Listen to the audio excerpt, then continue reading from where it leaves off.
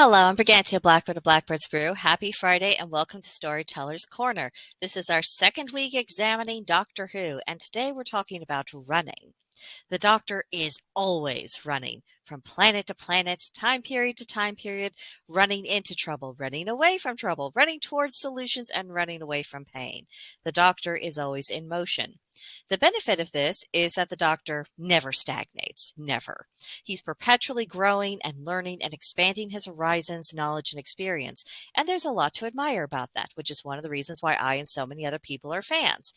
The downside is that over time, the Doctor has gotten out of the habit of properly facing and addressing emotional pain until he's left with absolutely no other option. Not the healthiest of coping skills. And one of the reasons why the Doctor is almost always traveling with companions is partly for the company, partly to see the joy of someone experiencing wonder, and partly because it helps soothe the rough edges of his soul that he's just not comfortable with. I often see the Doctor as his character and his story as both a cautionary tale as well as the personification of adventure, something to admire and even emulate, at least to a degree. But first I want to address the cautionary tale bit.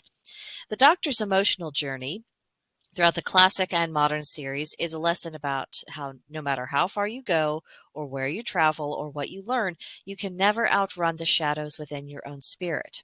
The shadows don't make you bad or horrible, but they are a part of a human being, and it's often where we stow away pain, embarrassment, and fear, so we can pretend that it doesn't exist because we don't allow ourselves to see it. But that only lasts for so long, and eventually these shadows work their way into the light, and we have to decide what to do about them. It's probably better to be proactive about this sort of thing because suppressing it until it erupts like a volcano makes life far more difficult. I have been guilty of that in my own life. Believe me, if you're not prone to doing that, you don't want to get in the habit. But there are also plenty of the Doctor's stories that illustrate a similar principle as well.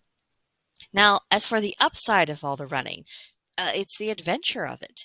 New experiences are, by definition, very stimulating. Our whole being is engaged, and the excitement is like a natural high. And this is the fun part of life, where we could get to be explorers and find out about things just for the sheer joy of having the experience. And I think that's why the character of the Doctor has had such broad appeal for over such a long period of time. He represents our own zest for life. And so many of us are trying to fully emerge from the constriction that was imposed upon us for the past several years. And it is a struggle because many of the people who benefited from those restrictions gained in power during those years, and they absolutely recoil at the idea of losing it. But the spirit of the Doctor is a beautiful antidote to that authoritarianism in our societies.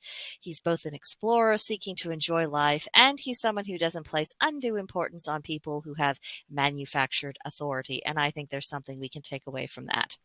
So that is what I have to say about the Doctor this week. I would be very curious about your own impressions. Let me know in the comments section below. Or you can come see me on Discord at Blackbird's Brew. There's a link to join in the description box, and I would be very happy to speak with you there. But that'll do it for this week, and I'll see you in the next one. Bye.